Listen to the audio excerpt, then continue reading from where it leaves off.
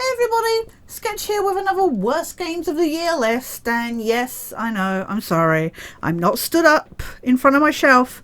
I had an accident and have very badly injured my legs, so unfortunately I'm unable to stand up at the moment and put much pressure on it.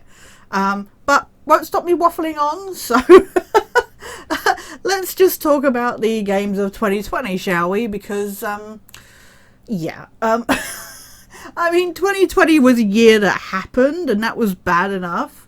But generally, I mean, it wasn't the gaming industry's complete fault. A lot of stuff was delayed, rightfully so. Some stuff, unfortunately, was rushed out. But other than it being kind of mediocre on the releases side of things, for numerous reasons, what I actually played personally, I came away thinking was the worst. I thought this was one of the worst years of my personal gaming. Except then I went back to make these lists and realised that I actually like quite a lot. I think it's just, looking at this list, I realised that a lot of it is mediocre, so get used to hearing that word a lot, and just forgettable. And I think there was only one that really pissed me off, and the other one was just disappointing. So yeah, I actually, it wasn't as bad, anywhere near as bad as I thought it was going to be. But let's get straight into this, shall we? As usual, I waffle on. I never know when to stop talking. And it's rarely anything interesting that I waffle on about. So why don't we get on with this list, shall we? Here is my top 9 most disappointing games that I played. Not necessarily the ones that were released. The ones that I actually physically played in 2020. Starting at number 9 with Journey to the Savage Planet.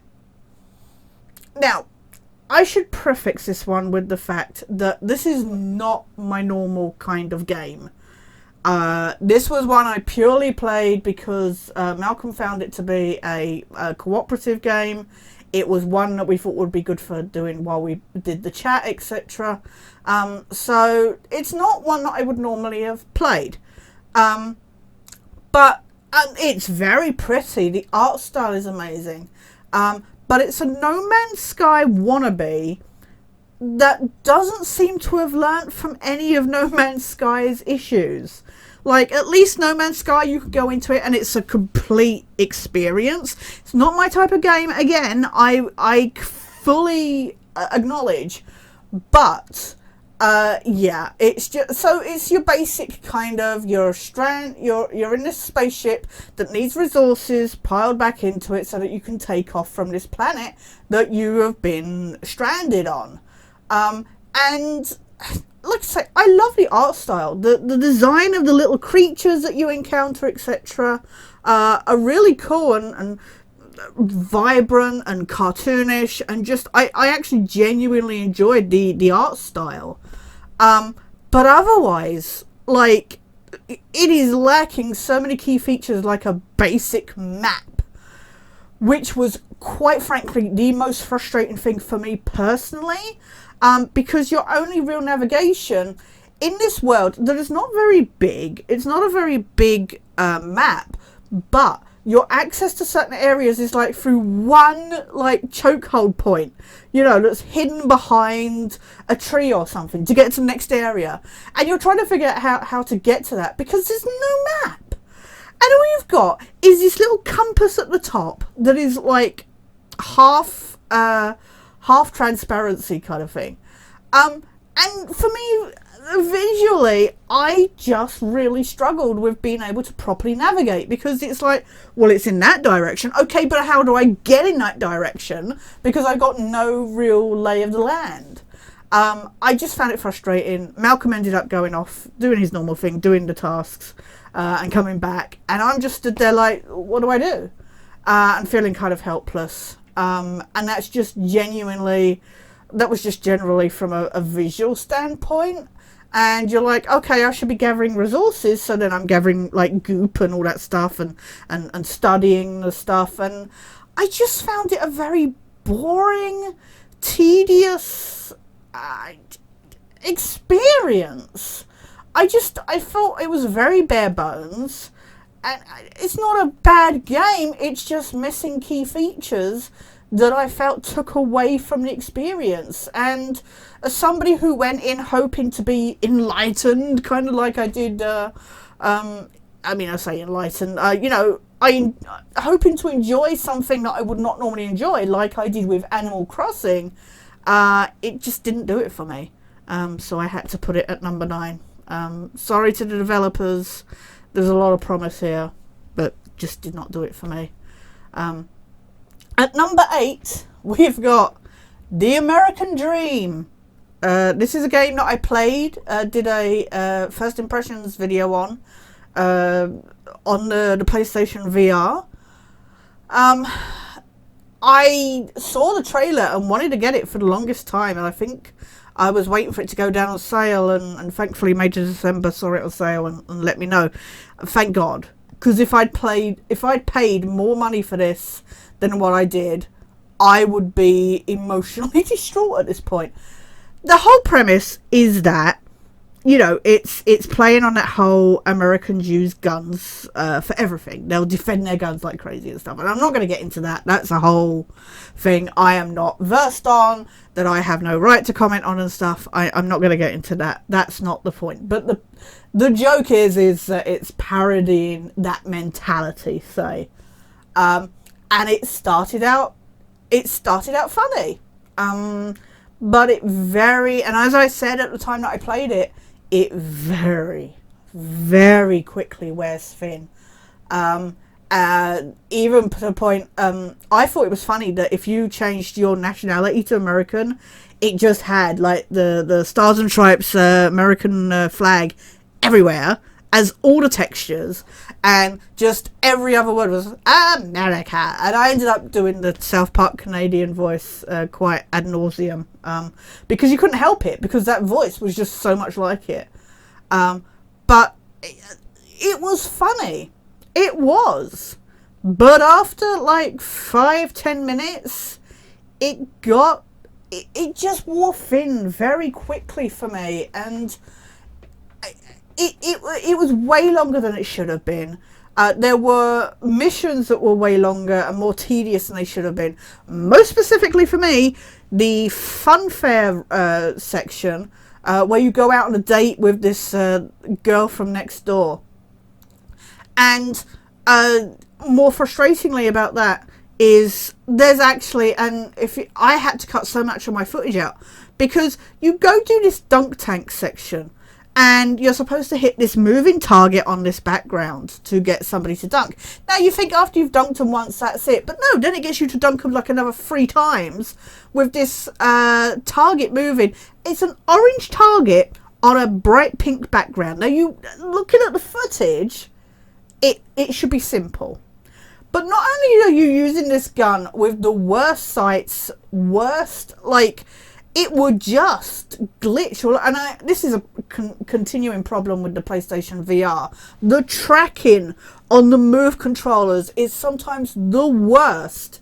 And for the guns in this particular game, it was just awful trying to get the gun level to look down the sights. And then I personally, in the headset, I could not see, the distance that created in the virtual reality headset. I could not see this bright orange target on a bright pink background. It just blended. It took me so long to figure that out. And it's embarrassing to watch now because it's so obvious. But in the grand scheme of, that was just as, again, I have to approach these as a, people get fed up, but I get fed up of mentioning about my visual impairment. But I have to come at these games as a visually sight-impaired person. And I have to explain what my game... And that was the whole point of this channel, in a way. My whole thing is to say, show what gaming is as an experience for me. And it wasn't just based on stuff like that. It was just the jokes got stale.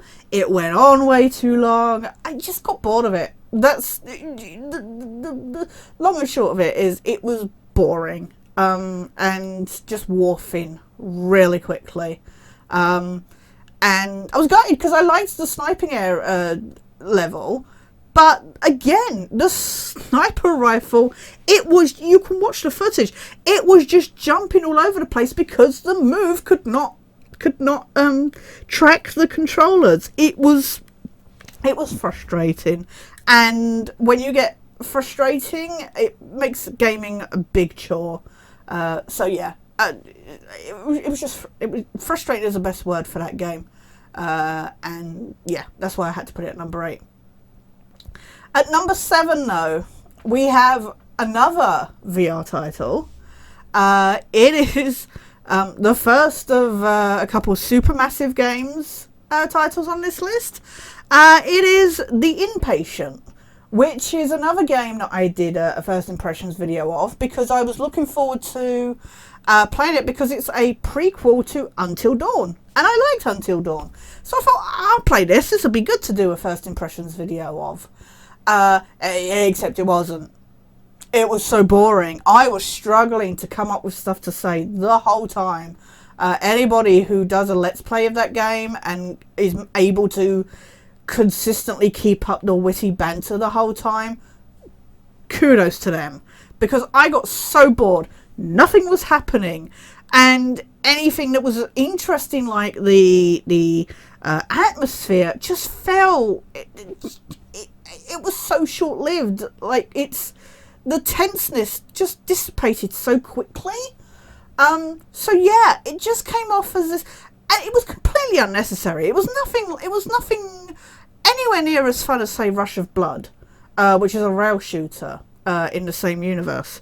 But this felt completely because all the information that you gleaned from this hospital, which is where some Wendigos break loose, and then they go on into the woods, and later, like, what is it, 50, 60, whatever years later, terrorize the teens that are in the cabin in Until Dawn.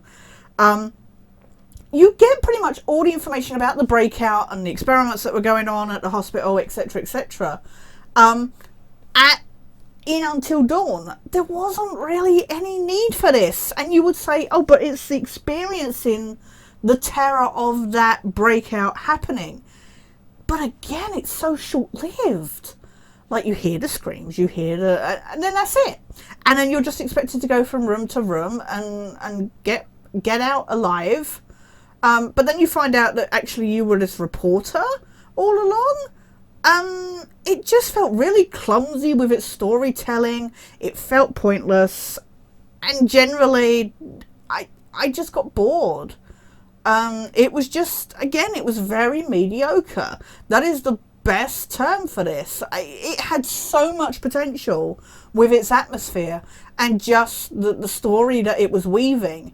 But it came off as a confused mess where it felt like nobody knew what they were trying to do with the project. So yeah, just pointless.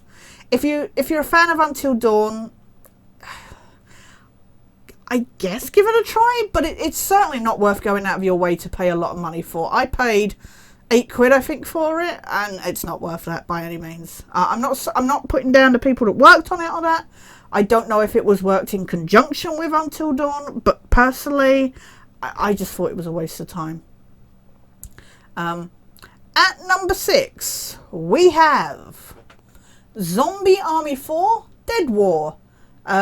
This is a follow-up to Rebellion's Zombie Army trilogy, which myself and Mate of December were massive fans of. As fans of the Sniper Elite series, this was an amazing companion to the series. But with zombies. It was like a zombie, it was like Call of Duty Zombies, but for Sniper Elite. It was a good laugh. It was very tongue-in-cheek. And it was an amazing cooperative experience. Except Rebellion then did Strange Brigade, which I have talked about on a previous list, which I was not a fan of at all. And this Zombie Army 4 takes a lot from, like, Strange Brigade and tries to implement it in this zombie army world, and it just didn't do it for me. It felt like it was trying to jump on the kind of Ubisoft live service thing way too much. It was way too focused on horde modes. It was way too focused on like getting 4 people in a lobby. Even if you did a private lobby, it still let people just randomly join. And then these people were total dicks. Oh my god, I'm not even kidding. I said this, what was it I said that I based my, I think it was like something like, it was a Mario Maker for last year. Well, I mean 2019, sorry. I just hate people. But the people in this, they were too busy being like running off and doing all the stuff themselves, sitting back and letting you do all the work, happily killing you, I assume, to get the trophy, or just doing it for the fun of it. You were getting a safe house and they would shoot you. It was just an unpleasant experience matchmaking in that game. That's if you managed to matchmake with anybody. I mean, there were people as well, they were trying to up their XP, because, you know, that's a thing in this game that apparently is now a forefront for the series. They were trying to, like, up their XP, so you would all be down. They wouldn't bother helping you up at all. And then they would be running from horde after horde. And if you were in an area, we were in an area where we all died. There was one person left out of this 4. And it was in an area where the enemies would keep respawning. So what they did is they kept... The boat was ready to progress the level. We would have all respawned if they'd gone through. But no, they had to up their XP. So they ran around in the map, waiting for more enemies to respawn, so that then to spawn, so that then they could kill those and get more XP. Except eventually they went down, so we had to restart the whole sodding level because they were greedy assholes. It was annoying. It was tedious. I am so frustrated with that game. The matchmaking is annoying. It's just, it takes so much of the charm of the original 3 Zombie Army titles and just shats on them. It was so focused on this whole horde mode. The story mode, I mean, let's be honest, story mode is not like amazing in the Zombie Army games. But it felt a lot more engaging than whatever this was. It was literally, you would go from one section to the next.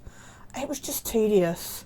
It was no fun. It was the maps were boring. I think the only thing that was remotely interesting was the boat ride section, where you're then trying to take out the snipers, because you know, shooting the zombies on the docks is pointless. So then you try to take out these snipers who move so quickly. That's a whole other, that's just me moaning. But yeah, it was missing so much of the charm of the other games.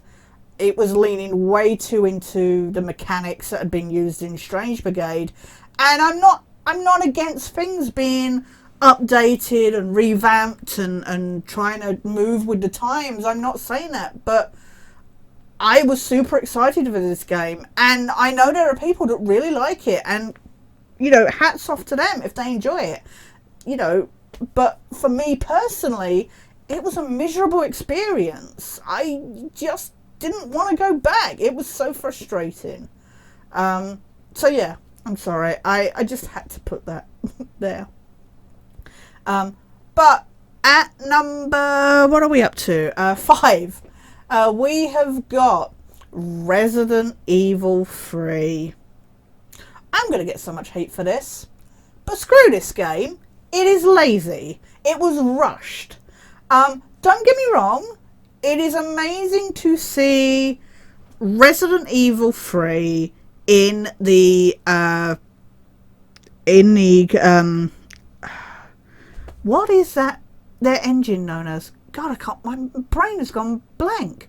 The same engine as Resident Evil 7 and the Resident Evil 2 remake.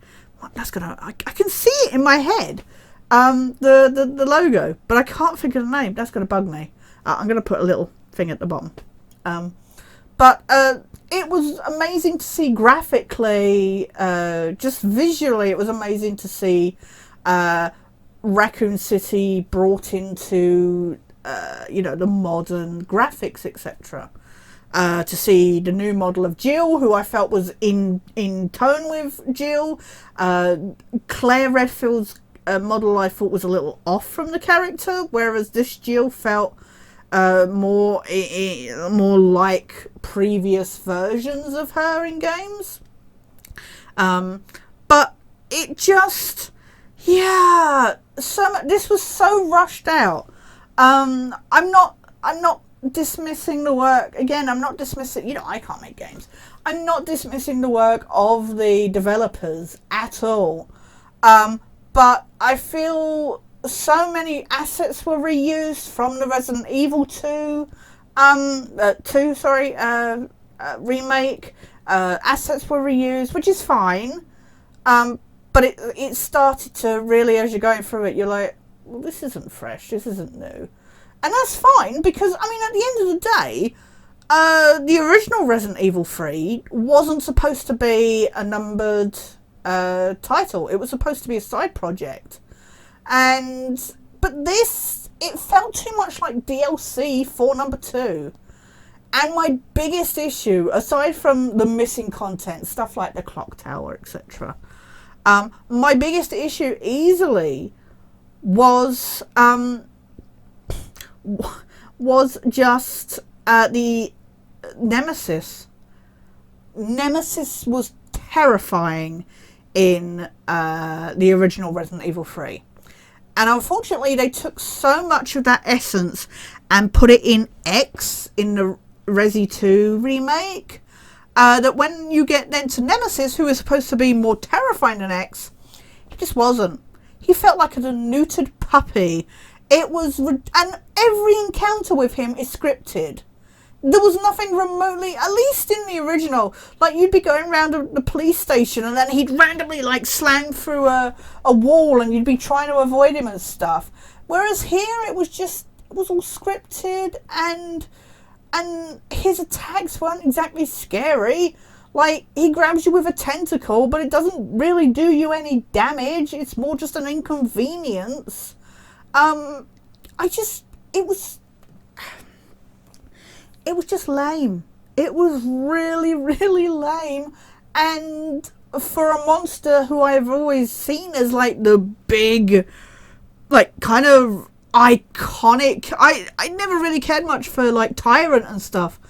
But Nemesis for me was terrifying. And to see him just nowhere near as interesting as Mr. X in the Resi 2 remake was so disappointing. Carlos, I loved Carlos in this game, but his missions just felt so perfunctory, just pointless. It was like, well, we've got to have a level with Carlos, and of course Carlos had missions in the original game, but again, it just felt like his sections were pointless because it was too eager to get back to Jill. And, Jill as well, there's good voice acting here. But a lot of Jill's lines that were classic in the original game were just, like, moved to little throwaway sections or whatever. Sorry. So, yeah, it was just really disappointing.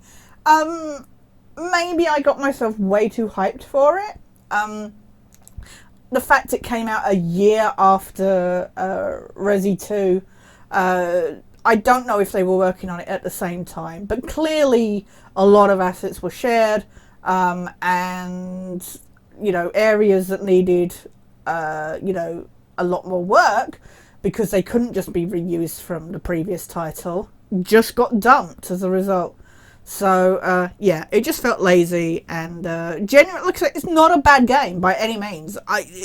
It's not a bad game by any means. It was genuinely disappointing and just felt rushed. And it's a short game. I don't normally care about that as long as the actual game is good, and I didn't really mind the shortness of the game. I didn't like that it felt like a DLC expansion pack for the previous games. So yeah, I had to put it on the list. At number 4, we have our second Supermassive title. I should have known this would be on the list. You should have known this would be on the list. It is the Dark Pictures anthology, Little Hope. Screw this game. I honestly, just why? What? Okay, so I'm gonna spoil this game. So go to, I don't know, the time code that'll be somewhere on the screen. Go to that if you don't want any spoilers. This game. So the thing is Until Dawn dealt very tongue-in-cheek with this whole, you know, we've talked about it before. It knew what it was doing. It was parodying, you know, these teen horrors and all the tropes that were involved in those kind of teen horror movies. Little Hope, Man of Medan started this anthology, and did this whole, like, oh, there's nothing remotely supernatural here. It's all just been this hallucinogenic neurotoxin stuff. And you're like, okay. So then when Little Hope came out, and we had a lot of stuff about the witch trials and all that, that was such a massive part of the advertising. You're like, okay, maybe there's some, you know, curse about reincarnation and all that stuff. And it seemed genuinely interesting. When we started the game, again, I played this cooperatively with Mate of December. We were intrigued. It was totally ripping off Silent Hill. It was going for the whole, you know, you get stranded in a town via a car crash, and you're having to deal with guilt, and you're shrouded in this fog that doesn't let you see any further than like 2 feet away. And if you try to go through the fog, it will just return you to where you were. It was totally ripping off Silent Hill. But it was well done in this tense, tension-building atmosphere. And I was genuinely interested as to where it was going with its story. Except it then started doing what Supermassive like to do, is playing obsessively with jump scares, which got so old, I was literally just, oh, after like the second time, because they're identical jump scares. And you're like, great, okay, well, when should we schedule the next one? It wasn't remotely scary. And then you're going through all these stories, and you're following these characters that you're supposed to care about, but are either one-dimensional or just quite frankly, that's a new word for you, frankly, quite frankly, like just pointless and irritating, and you didn't give a shit about them. So you've got these characters that you're supposed to care about, but you don't. You're shown all these different timelines you're supposed to care about, and you're just like, okay, where is this going? Especially with the witch trial stuff, and especially if, and this is something we'll talk about in like an entry in a couple minutes. If you know the files that are scattered around the map, if you follow those stories, they're way more interesting. If you start to piece, there are videos out there by people who start to who have put the lore that is presented to us, you know, they discuss that, and it's fascinating to see these background stories that are actually presented to us. Except, spoiler, it's all in the guy's head. We don't know what any of this, what is remotely real. It's a completely unreliable kind of narrator in a way. Even the stuff in the house, in the fire at the beginning, is not completely reliable because it's his interpretation of it via a dream sequence. So we don't even, as far as we know, it's just none of it's real. And you're like, well, why did I care? And you're expected to play through this a couple times to do, you know, for collectibles and all that stuff. But genuinely, you're like, what is even the point? And especially if you go through it multiple times, you start to see where all the cracks are, and you're like, but what's the point? Well, hang on, how is he? And, you know, I don't know what it's like for somebody with, say, multiple personality or dissociative disorder or that, or whatever this guy, because the thing is, we're led to believe that maybe it's because of his head injury in the crash, but he's hearing the voices before he crashes. So what? Is this something that's with him all the time? Or is this something because he went through Little Hope and it's reignited these memories? Or what? But it was just all completely pointless. And it was basically another example of Man of Medan and I did say to Malcolm at one point, I was like, you wait. Because you know what? They throw out at the beginning, maybe they're all dead. And you're like, oh, that's a possibility. And I was curious to see. And I went by that mentality. I thought they were all dead. But then as we started to get through the story, I was like, but wait, Man of Medan did the whole paranormal thing and then showed that actually it wasn't paranormal. So maybe this is going down the same route. And you're like, so basically they're giving you this paranormal setup. But it's all a red herring. And the red herring is completely boring as a resolution. And you can say, yeah, but it's real life, so it's Monday. It's like, yeah, but I don't play a game to get bored. I want escapism. And it just didn't pay off. The payoff at the end is garbage. It does not stick the landing at all. Again, there was so much promise. If it had the right ending, it's not a good story, even if it had a good ending. There's a lot of bad dialogue here, and just bizarre performances on some levels.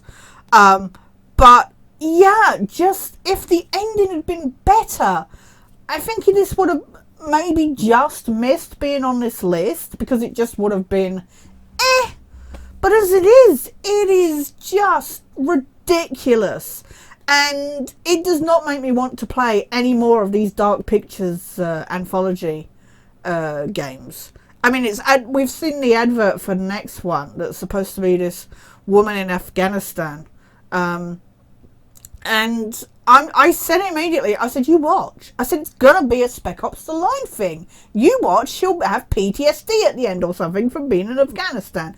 It's totally gonna be that. I mean, it probably won't, but I'm just saying, if we're following the same pattern as the previous two games, then the chance of anything remotely paranormal going on is zero, and it's just like, what's even the point at this juncture?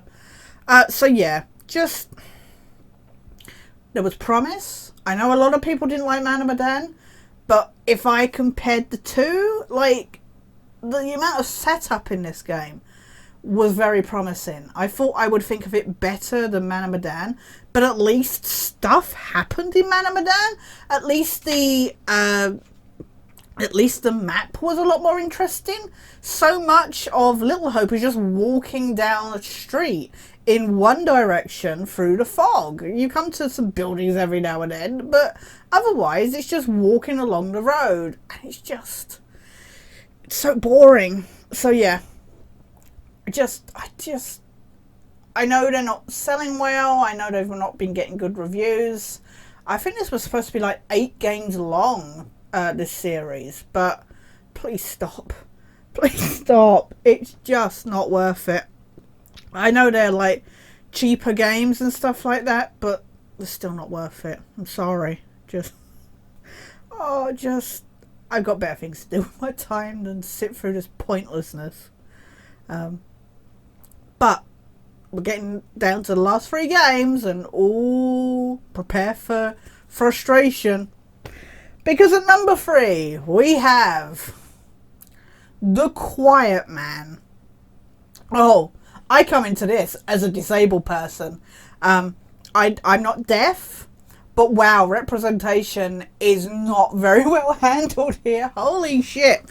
So, you play as a deaf guy who I think had a name, but I don't remember. And it was released by Square Enix. It was all hyped up, and then they like stealth released it. Clearly, they had no faith in it.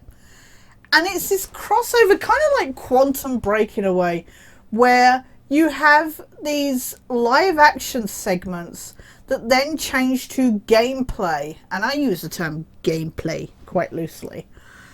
And it's just so bad. And it could have been interesting. So the idea is that you play as a deaf guy.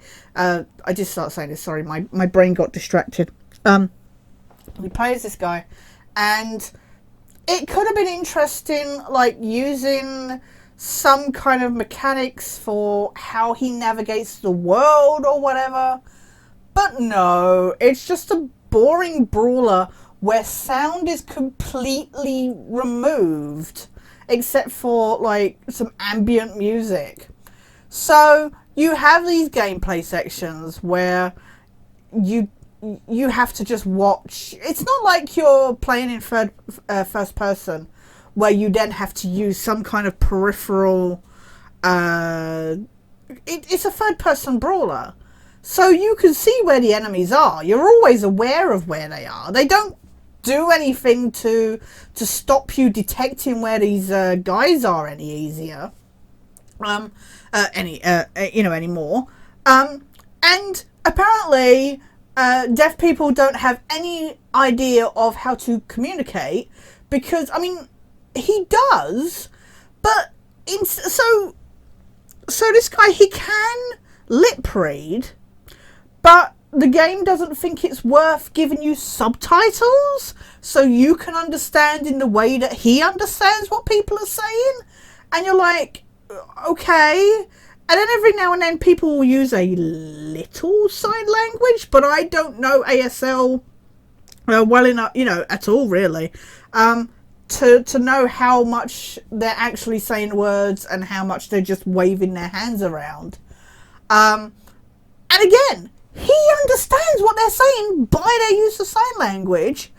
So why don't we get some kind of subtitles or dubbing or whatever? It's an interesting mechanic, an interesting idea to use, this person's disability as a way of restricting, your world, surroundings kind of thing.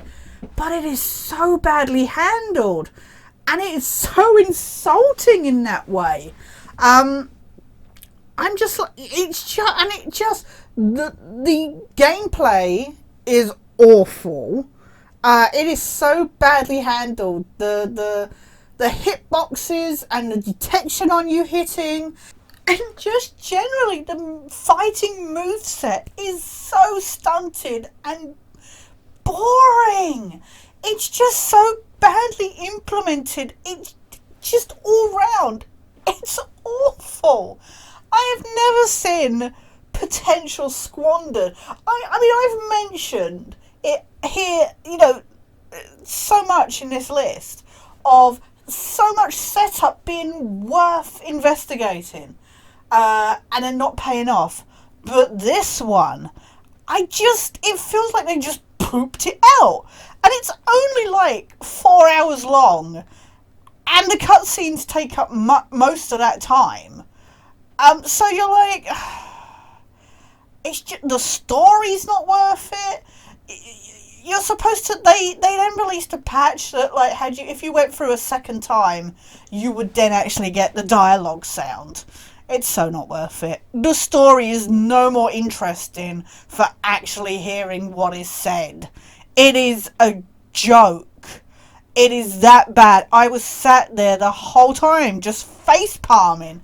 It's that bad, and it's so annoying that like disabled people finally get representation in the game, but it's handled like this. And then you wonder why people are like, oh, bloody PC gone mad and that. It's like, well, if it was handled better, it wouldn't be such an issue. It's so bad. And it's badly acted. It's bad gameplay. It's a boring story. Just none of this works whatsoever. Avoid at all costs. Thankfully, I picked it up for a couple of quid. It's not worth that. I would struggle to play it again if you actually offered to pay me. There's one trophy that I'm missing because I'm just not going to do it. There's no way. It's just awful. It's, you know what, I say the other ones are just mediocre and stuff like this. This is just bad. Avoid at all costs. But at number 2, oh, it takes a lot for me to break my own rules for these lists. Because I'm going to preface this with, so when I do these lists, I have one rule that I try to stick by. Other than, I don't like to put remakes or, especially remakes of games that I've played in the past. But I always try to either complete the game or if I'm going to put it on a list, I want to have played more than 50% of the actual game so that I've got a real feel for the actual essence of what I've played. Usually I've completed the game. I think there's only been 1 or 2 games that I have not completed at the time of recording. But the next game, I couldn't get 50% of the way through. I just couldn't. It also breaks my rule in that it is a remake. A remaster. It is the 13 remaster. Because this game is fucking broken! Oh my god! I have never known anything like it. I've played badly handled ports before, but this is the worst. Now, this is a game, 13. For those who don't know, I am a big fan of the original game. I actually went into it simply because my only initial reason for playing the game back in the day when it was released was because David Duchovny was the voice actor in it, which is sad and lonely, and I know that. Yeah, that was literally, it came on my radar because he was working on it, so I think it was one of the first, early games that I pre-ordered. The PS2 version, I'm pretty sure I pre-ordered it. If not, then I certainly bought it on day one. I was hyped as hell for this game, and I genuinely enjoyed it. It's not a perfect game by any means, but it is fun. I love the art style. Voice acting is a thing. David Duchovny, I don't think, is a particularly good voice actor. But for this character who has lost their identity, really doesn't know what's going on, is dazed and confused, etc., his monotone kind of worked for the character. I'm not saying it's good, and a lot of the other, not only Duchovny, but a lot of the other voice actors are very cheesy, and really ham it up. But I felt it really fit with this comic book style, art style that the game had. So this game was based on a graphic novel. So Ubisoft, the original developers, completely ran with that idea. They had everything, these panel style. You would have sound effects come up, which would help you sneak around, and you would have tap tap tap for footfalls and stuff like that. It was so well implemented.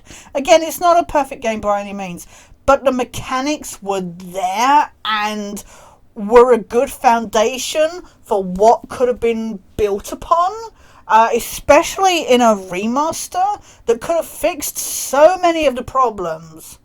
But apparently the developers of the 2020 remaster just decided, why would we want to do that? We're going to keep all the stuff that was crap, like the controls. The controls in this remaster are the worst. You have to hold circle to stay crouched. No, you don't just tap it to stay crouched. No. You have to hold it, and then, move your sticks to do anything. It's so overcomplicated and frustrating, and it does not work for a modern game style.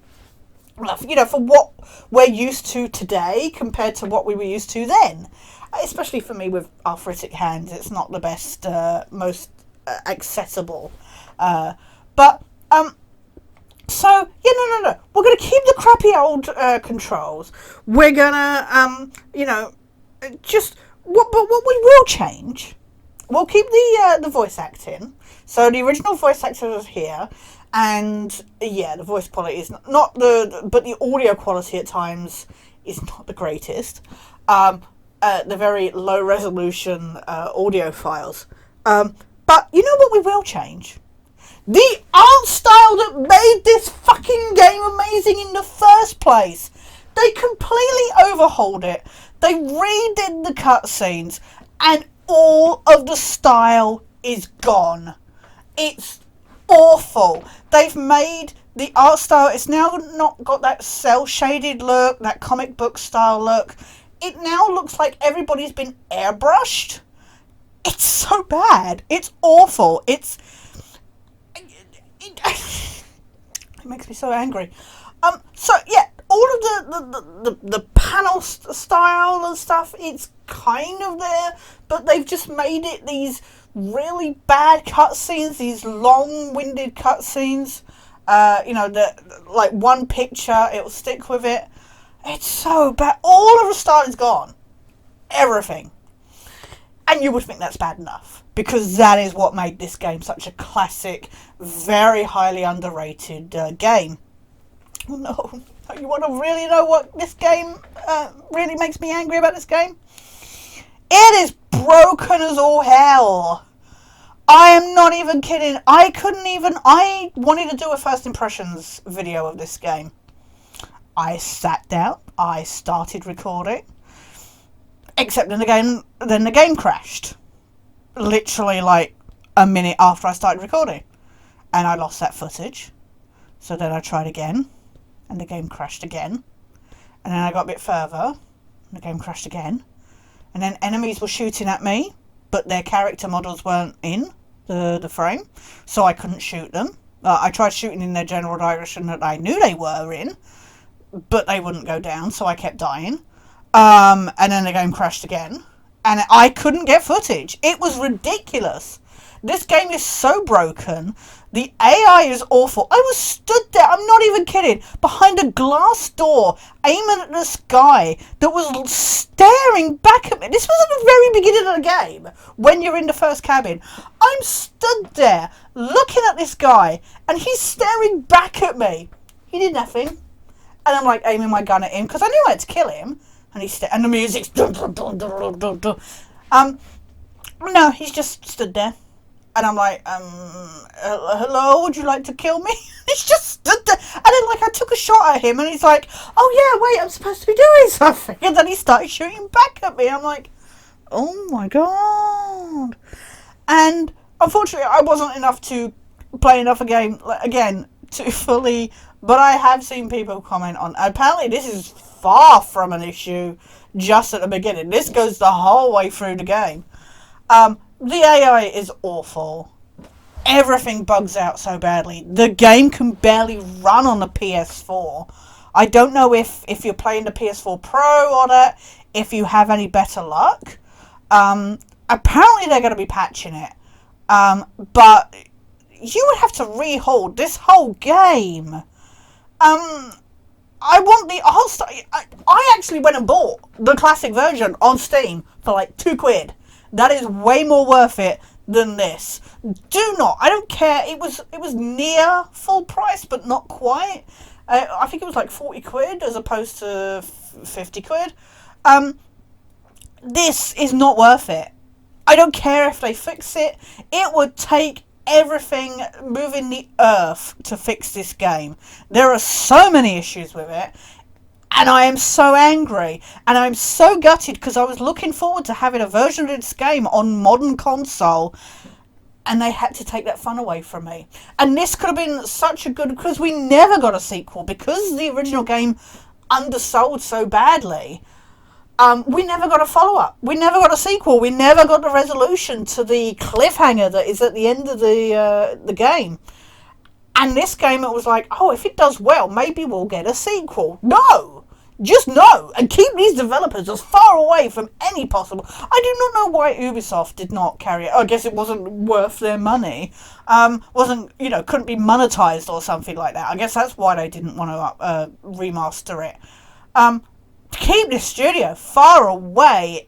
So many poor choices were made here. Avoid. Like the plague. I don't care if they fix it. Just go play the original on Steam or something. Seriously. Just avoid the PS4 version. It's awful. So that game, I think if I'd managed to actually get through any of that game more, it might have been my number one. But my number one pick is not a bad game. I'm going to get so much hatred for this. I'm not even kidding. I know that. I put my hands up and acknowledge that what I am about to talk to you about is going to get me lynched. But I have my reasons. Because the next game, my number one pick, is not a bad game by any means whatsoever. It's just exceptionally disappointing. And I think you could probably guess what it is if you've seen my best of list. It is The Last of Us Part 2. This game, visually, is amazing. So much work, and if I could put, unfortunately there was so much controversy around this game. Not helped by Naughty Dog's crunch and employee abuse scandals going on, which is something I'm not going to go on into here, and they're not necessarily what affected my decision to put it at number one by any means, but I think there's certainly something at the back of my head, because the developers on this clearly worked blood, sweat and tears on this title, and that makes me upset to have to then put it at this rank on this list, because it's obvious in every pore of the game, just visually and sound design wise, people have worked their heart out on this. But story-wise, this game is a mess. Just pacing-wise, it's awful. And it's so badly handled.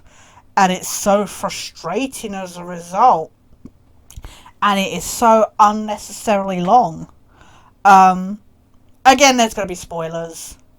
If you don't want to be spoiled, then thanks for watching. This was the last number, so there's no real reason to watch any further. But please bear with me and give me a chance to explain before you're just like, oh, whatever, you just want to be one of those people. Because I seriously, if you were one of the people, these sad, neck-bearded twats, sexist, misogynistic, just xenophobic, whatever, morons that didn't even play this game, who went on, Metacritic and that, if you're one of those people who went on that, you heard that there was a trans character in the game, so then went review bombing and complaining just because of that, go get laid. Go say hello to the world and go, oh look, this is what people are like. Just fuck off. If that's one, most of you are saying the wrong character is trans. So get your facts straight if you're going to complain and be completely narrow-minded. It's nothing to do with that whatsoever. For you who don't get why, who are misogynistic enough to go, how dare a woman be muscular, you can also get fuck off. Because, there is a reason for Abby being muscular, that this has been her focus for working up to be fit enough to, take on, like, her enemy, essentially. And for those of you who think that Joel Miller was a saint and should have been killed, then maybe you should go play the first game again, because Joel is an asshole. He is the most anti-hero I think you can get. And it was only logical when that first trailer dropped, where they showed, like, the technology of the graphics. The Joel is dead theory, like, sparked straight away, and I was totally in that camp. And I was kind of disappointed in a way that Joel wasn't a ghost in this game, if I'm honest. I was more sold on that idea than what we actually got. But, yeah, no. So, okay. So, no. There was every reason to suspect that Joel would end up dead in this game at some point. Maybe didn't expect it to be so early. But my main issue with this game is the amount of manipulation that went into selling this game to people. The constant lies of you only play as Ellie. That was the constant one, that you only played as Ellie. And then you literally start off the game playing as Joel, and you're like, oh, here we go. But the manipulation of the adverts to show Joel older in segments that are actually flashbacks.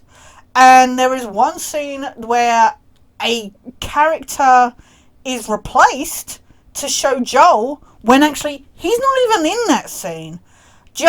I don't like the manipulation that was used to sell this game. You could have just based it mainly on Ellie. You didn't even really have to show Joel. Joel is such a small part of the game. We all knew, it was always sold on the idea that it was Ellie's story. But, and I don't even care. It's not so much that I care that actually that's a lie in itself, that half of the game is Ellie's story and the rest is Abby's story. And I think people are missing the point with the whole, revenge is bad thing. I have heard people say, oh, it's not that revenge is bad, it's that one act of kindness, can lead to better things and stuff like that. And that's nice and all, and I think that's more along what they were trying to go for, maybe. But it has been handled so ham-fistedly, so badly. Seriously, go play Spec Ops The Line if you want a better version of this storyline. It's just, and it's not even, The Last of Us world is bleak. Everybody's like, oh, it's too bleak. The Last of Us world is bleak in and of itself. But this game revels in it. It revels in it so much. It takes choices away from you, like with who you kill and stuff. Like, I mean, there's bits where you're supposed to press a button to kill this one woman, and it just stays there and just focuses on, like, Ellie angry as all hell. And you're like, okay, I won't do it. I don't want to do it. So you let go of the controller. And you're just left with, you don't have a choice in that. And in the game later, it's like, you're such an awful asshole. It's like, but wait, you gave me no choice. And it's like, you can technically go through sections without killing anybody. And they try for this whole, give the NPCs names so that they call out for their buddies and stuff. But each area is filled with so many collectibles and fascinating world-building documents that you're forced to choose between safely investigating to learn about the post-apocalyptic lives of these people by killing WLF members that are hunting you, or just ignore everything and skedaddle through the area. It's not even like there's like a Hitman-style non-lethal takedown option. And even if there was, it doesn't matter. It's not like you can do a pacifist run and end up with a good ending. the game still forces you into these quick time events where Ellie brutalizes people because the game is so determined to villainize her as much as it can so that it can then put Abby up on this pedestal. And you're like, why? Characters make choices they never would have made before. Joel and Tommy at the beginning, when they meet Abby, is a prime example of, like, just for narrative convenience, they apparently start trusting people even though they've never trusted people before. And later on, Tommy essentially, he berates Ellie and puts her down and doesn't even take the time to listen to what she's gone through when she's settled down with Dina and she's suffering with this PTSD. He treats her and talks down to her like shit, and yet he doesn't face any repercussions, but Ellie, fuck her, she kills people, she's bad. And you're like, why? It should have been 2 games. I mean, you could say, oh, at least it took risks. And it did, and it should most definitely be commended for that. But if this had been 2 separate games, one, it wouldn't have dragged on anywhere as long, it wouldn't have got tedious, it wouldn't have got boring, and you could have spent time seeing Ellie's spiral into the darkness. You could have been introduced to Abby and somehow been more understanding of her plight. But because of the way that this game is structured, it is unnecessarily confusing. I just... I mean, come on. Flashbacks in flashbacks. I spent so much time trying to figure out where I was in either a memory or current day. I genuinely at one point was sat there going, wait, what's happened? Where am I? The story is all over the place, and I think the problem is Naughty Dog have taken on so many film directors and people, crew members and stuff. They have more. They're going for this more cinematic feel, but it's moving too much away from the gameplay and the game way of telling stories. That it feels really, really forced and fake and disingenuous. It is way too focused on going for this cinematic feel, and it falls flat. I got bored of stealth killing people. And I'm sorry, if you make a game boring for me to stealth kill clickers and runners and other people, then there's something very, very wrong. And for a 25-hour game, it just got tedious. And I cared about Abby, but I certainly didn't care anywhere near as much as they seem to think I should. And like I say, after that long, the upside, I stand by this. I said it in my Let's Play. I say Let's Play, it was a first impressions. I was going to do a Let's Play. Except then I just got bored of the game, to be honest, and my commentary wasn't worth it. I did a whole section after the last section that you guys saw. I did another couple parts. It just wasn't worth it. I scrapped it. It wasn't worth it. My commentary was even more boring than it normally is, and I just didn't have the momentum. I wasn't remotely engaged with the game in the same way. Yeah, but the one thing I will commend them, other than visually and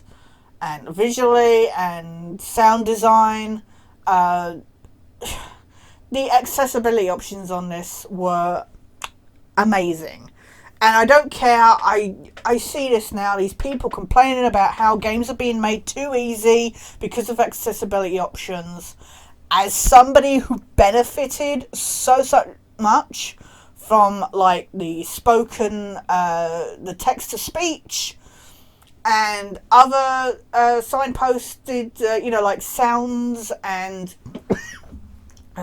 visual cues, I wish more developers would learn from what Naughty Dog did in this game, because it was amazing and so helpful, and especially as somebody whose sight is getting to the point where I can't really play games now, it was so beneficial. So kudos to them, and kudos, they had such a high, like, idea for this that could have worked, but execution wise, I just felt it was all over the place. And as a result, like I say, it's not a bad game by any means. And what I said with Little Hope, it had a lot of interesting stories in the different areas for character survivors that had gone through stuff and then ended up dead for whatever reason. Um, that was something. That was something in the first game that was really interesting, and it continued in this game in a just as interesting way. But otherwise, I had to put it as number one because I take responsibility in that I was super hyped for it, and I think nothing could have really matched that hype. But yeah, I just feel it was messy and really, really just all over the place. It just had problems, and it just ended up disappointing as a result. So yeah, that's why I had to put it as number one. It probably could have been lower down on the list, but compared to the other ones, I just came away really heartbroken with just how I felt at the end of it. There was no, like, at least the first game, yes, it was bleak, but it had this symbol of hope in a way. And I think you're supposed to take a hopeful thing away from the end of this one, but I didn't really feel it at all. I was just sat there going, I felt mentally abused by this game. Genuinely. So yeah, I had to put it on the list. I'm sorry. And if you absolutely love this game, then that is your choice. And I'm not saying there's anything wrong with that. There was a lot about this game that I liked. There was just a lot that unfortunately just really dragged the experience down for me. And again, the manipulation that was used was so unnecessary and just badly handled. But that was my 9 worst games of 2020. Thank you so much for watching, guys. Thank you so much for all your support. Sorry for waffling on for so long. But this actually might be my last, for anybody who didn't see my best of list, please go check it out. It's it should be on the channel by the time I upload this. This may be my last disappointing list. As I mentioned a minute ago, my sight has deteriorated quite substantially to the point that as of the start of February, I have not played any games this year so far. And I haven't played a game for a while, actually. It's just gotten that bad where everything's blurry. So I don't know, maybe things will improve. Maybe some visits to the hospital will help improve something, some treatment or that. But as it is at the moment, yeah, I don't know. I don't know that I'll have enough games unless really I end up playing some really bad stuff. I don't think there's going to be enough to put on a list in 2021. I might do a video at the end of the year talking about any games that I have played in the year. Maybe say, good or bad. But otherwise this might be the end of these lists. So thank you so much for watching and keeping up with them and checking them out. And please check out my videos that are coming out soon. I've got a bunch of videos waiting to go live on my channel at the moment that I've not clicked public on yet. Just because I'm trying to schedule them out a bit, taking time with some editing, and trying to get some other videos done before. I don't want all the same type of video together, say like let's plays or lists or whatever. So I'm trying to space them out what type of videos are going up. So please stay tuned, please like, subscribe, all that gumph, and please take care and stay well and stay safe, and I'll see you somewhere down the line.